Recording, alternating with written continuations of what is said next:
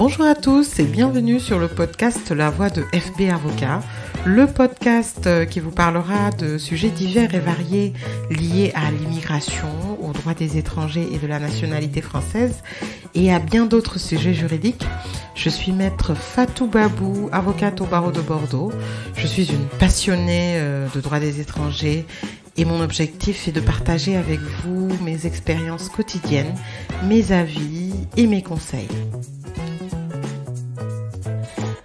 Aujourd'hui, je vais vous parler d'une situation que je constate. Nous sommes en octobre 2021, où on va dire on est en phase de sortie de la crise sanitaire du coronavirus. Les administrations reprennent, en tout cas, ont repris leur fonctionnement normal, hein. Et je suis quand même assez alertée par le comportement de plusieurs administrations au regard des étrangers, particulièrement des étrangers en situation irrégulière. Je le dis parce que les choses vont de mal en pis, je trouve. Aujourd'hui, lorsqu'on est étranger en situation irrégulière, on ne peut avoir accès au titre de séjour que par voie de la demande d'admission exceptionnelle au séjour, qui est communément appelée régularisation.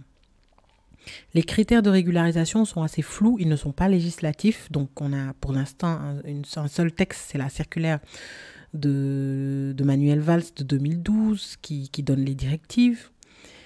Et moi, je constate que de plus en plus, les circulaires ne suivent plus, les préfectures ne suivent plus cette circulaire. C'est-à-dire, aujourd'hui, on constate que les étrangers qui sont en France depuis trop peu de temps ont systématiquement un refus de séjour, voire une obligation de quitter le territoire français. Alors, pire encore, les personnes qui ont eu rien qu'un contrôle de police, qui ont été, par exemple, contrôlés pour détention de stupéfiants, ou même qui ont fait l'objet d'une plainte, par exemple, pour violence conjugale, j'en ai. Même si cette plainte n'est pas avérée, donc le procureur de la République classe sans suite, on a maintenant des décisions de refus de séjour, des obligations de quitter le territoire, interdiction du territoire français pour menaces graves à l'ordre public. Donc ça m'inquiète parce que vraiment, vous avez suivi dans l'actualité donc le gouvernement, que ce soit le ministre de l'Intérieur ou Marlène Schiappa, qui indique que l'expulsion des étrangers qui sont une menace à l'ordre public doit être accélérée. Et donc pour ça, les préfectures sont en train de l'appliquer, et même sans vérifier si ces étrangers-là remplissent ou non, si les faits sont avérés. Il suffit juste qu'il y ait un fichage sur la fiche de traitement des antécédents judiciaires. Vous avez fait l'objet d'une plainte. L'administration ne cherche pas à savoir si oui ou non les faits qui vous sont reprochés sont vrais ou pas, si le procureur de la République a poursuivi, est-ce qu'il a fait un rappel à la loi. Systématiquement, moi, j'ai de plus en plus des refus de séjour, des interdictions de retour sur le territoire français d'au moins 3 ans. Et je trouve que c'est de plus en plus récurrent et c'est de plus en plus inquiétant. Donc moi, aujourd'hui, bien sûr, je n'encourage absolument pas à être sur le territoire français en situation irrégulière. C'est tellement dur, c'est de plus en plus dur parce que j'ai des clients qui viennent, qui ne savent pas quoi faire, qui refusent de rentrer chez eux, qui me disent oui, là-bas c'est pire, je reste ici. Je leur ai dit mais vous n'aurez pas de vie ici. C'est-à-dire en restant en France, vous serez privé de tous vos droits.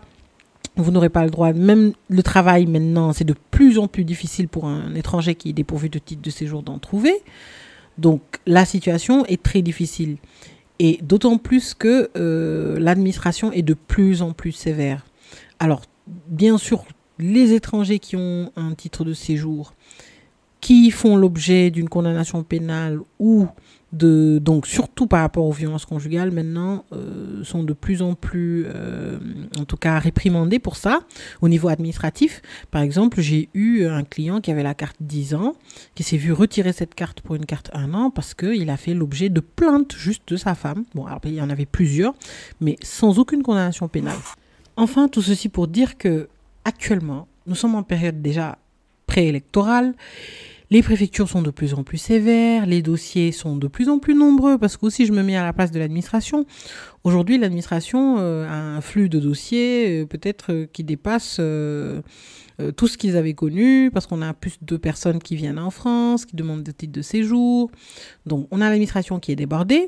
Les dossiers ne peuvent pas être traités dans les délais, mais surtout les restrictions, c'est-à-dire de plus en plus, on va dire, l'admission exceptionnelle au séjour, qui est bien sûr quelque chose d'exceptionnel, mais qui finalement relevait d'une certaine généralité, est de plus en plus difficile à acquérir, en tout cas pour les personnes qui ont très peu d'ancienneté de présence en France.